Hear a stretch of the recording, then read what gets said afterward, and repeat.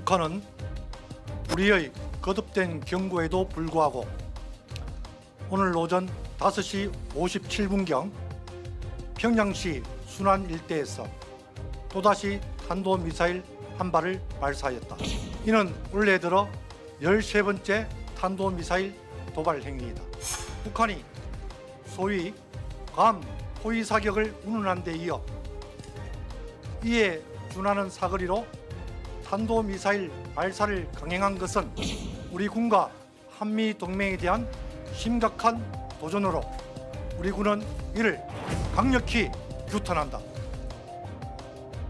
북한이 사흘 만에 다시 도발했습니다. 이번 도발은 여러모로 심각하게 살펴봐야 할 부분이 많습니다. 동해 방향으로 날아간 미사일은 일본 홋카이도 동쪽 태평양으로 떨어졌습니다. 비행거리만 2,700여 킬로미터, 최대 고도는 550여 킬로미터입니다. 20여 분간이나 비행했습니다. 미사일을 30에서 45도 정상 각도로 쏜 것으로 추정됩니다. 그러니까 김정은 집권 이후에 가장 멀리 날아간 미사일입니다. 평양에서 괌까지의 거리가 3,200여 킬로미터, 이번에 탄도미사일이 비행한 거리는 2,700여 킬로미터죠. 그러니까 괌을 타격할 수 있는 능력을 과시한 겁니다.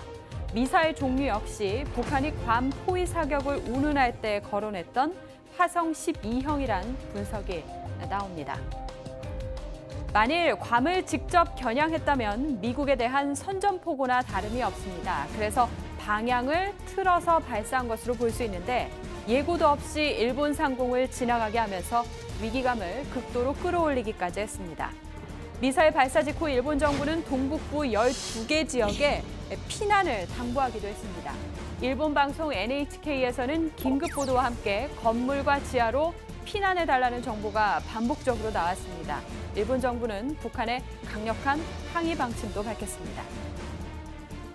我が国としてはこのように繰り返される北朝鮮の同行した挑発行動を断じて容認できず、北朝鮮に対し厳重に抗議を行い、最も強い表現で断固非難しました。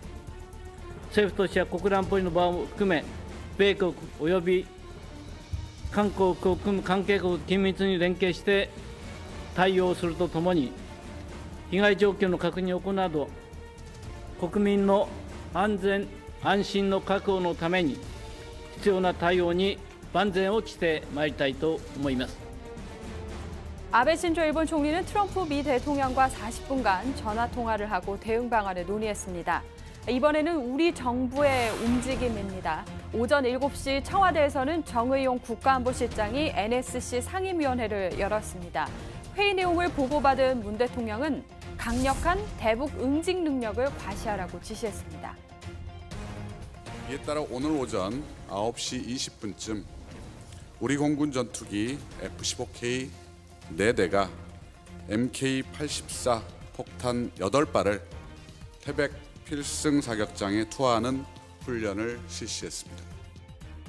정의용 국가안보실장은 허버트 맥메스터 미 NSC 국가안보회의 보좌관과 그리고 강경화 외교부 장관은 렉스 틸러슨 미 국무장관과 통화했습니다. 두 장관은 더 강한 대북 제재를 마련하기로 하고 이번 도발을 유엔 안전보장 이사회에서 논의하기로 했습니다. 사흘 전 북한이 단거리 탄도미사일을 발사해서 상대적으로 저강도 도발에 나서자 대화 국면이 이어질 거란 낙관론이 흘러나오기도 했었는데요. 북한은 변할 생각이 없는 것 같습니다. 새 정부가 들어선 이후에도 북한은 계속해서 도발 수위를 높이고 있습니다. 답답한 상황의 연속인데요. 이쯤에서 어제 JTBC 비정상회담에서 맹활약하고 돌아온 국부장의 대북 해법을 잠깐 듣고 발제 정리하겠습니다. 저 물어보고 싶은 게 있는데 지금 경제 제재를 많이 하고 있잖아요. 그거 효과적인 거예요? 저는 이게 이제 바로 그 문제인데요. 지금 북한을 변화시킬 뾰족한 방법은 없어요. 있으면 벌써 했겠죠, 그죠? 그러니까 기본적인 현재까지 나온 방법은 대화와 제재를 병행하는 건데 기본적으로 제재를 촘촘하게 제대로 해야 된다는 게 전문가들의 일치된 얘기예요.